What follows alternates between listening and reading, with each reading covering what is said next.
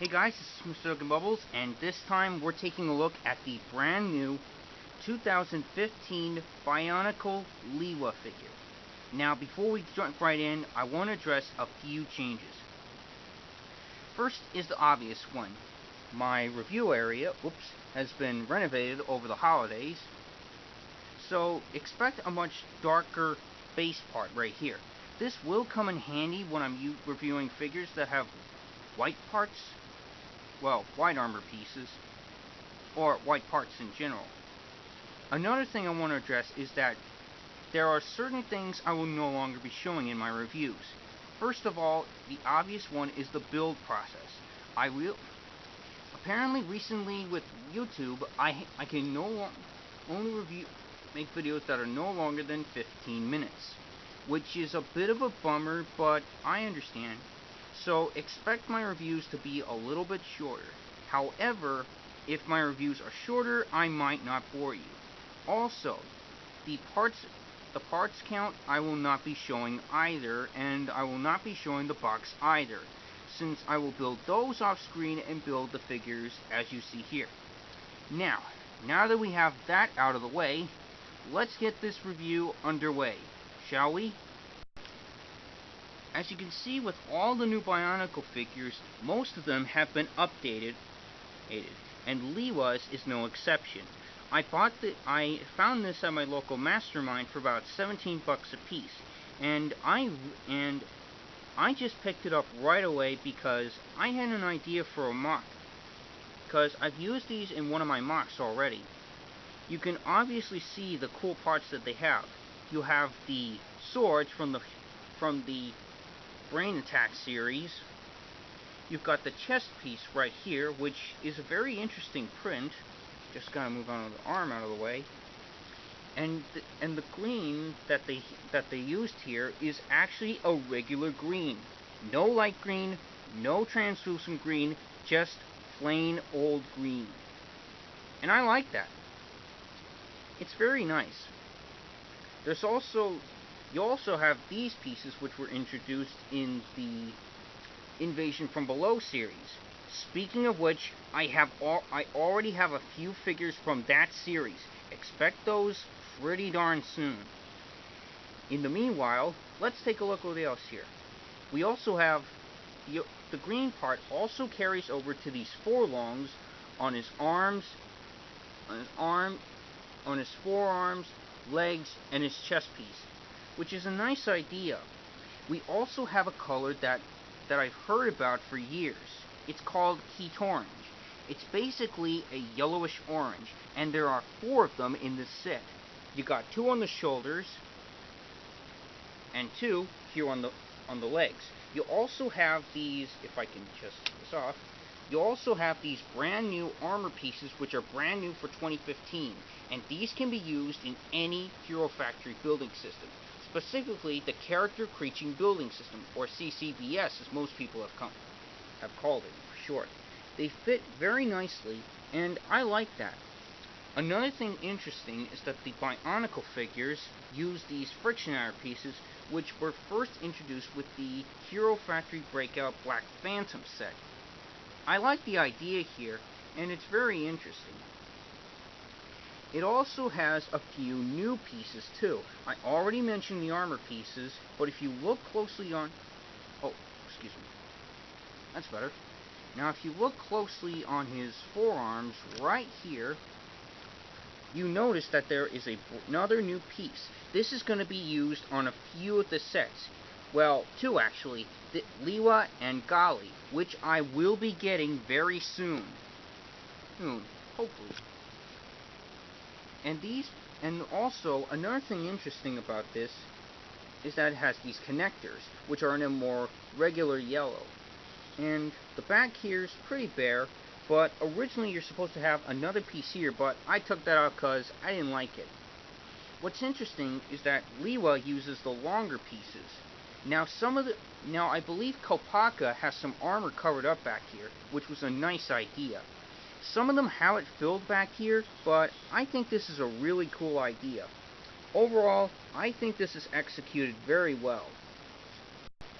An interesting thing I found about these new Bionicle figures when building this guy is that they all have the gear functions. Now this is a throwback to the first Bionicles of the Toa Oamata and the Toa Nuva. It comes in this brand new assembly piece right here. And if you notice, there's no pieces here that hold them. Some of the Bionicle sets like Kopaka and Onua do that, but we'll learn about that in other videos. So, here is the assembly by itself, and it uses these pieces right here for the gears, and it also uses other gears as well. Now, the cool feature is that when you move this gear about, it moves the arms about. Now, some of them only have one arm moving, and some have both, but I'm really glad, as a Bionicle fan myself, I'm really glad that they actually came up with this idea. I think it's executed very well, but with some figures it isn't. With most, it is. You also notice it has some new pieces. One of these half bushing pieces, half cylindrical pieces, and if we take apart one part of this off for a second, you also notice it comes with these little pieces. It's very interesting how LEGO are incorporating brand new parts into their builds. These are also adjustable, and I feel like this is a good idea.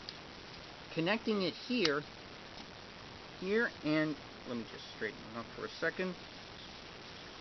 And this looks great, and I gotta tell you, this is a very cool idea, and I actually like how it's executed. The new gearbox piece is really cool looking. One of the things you'll see in the new Bionicle line is dual weapon features, which is a throwback to the Toa Nuva. In the case of Lewa, however, it involves these. I already mentioned these. Now, the reason this is attached here is that so it could attach to his arms like an axe. And they're connected via these parts right here.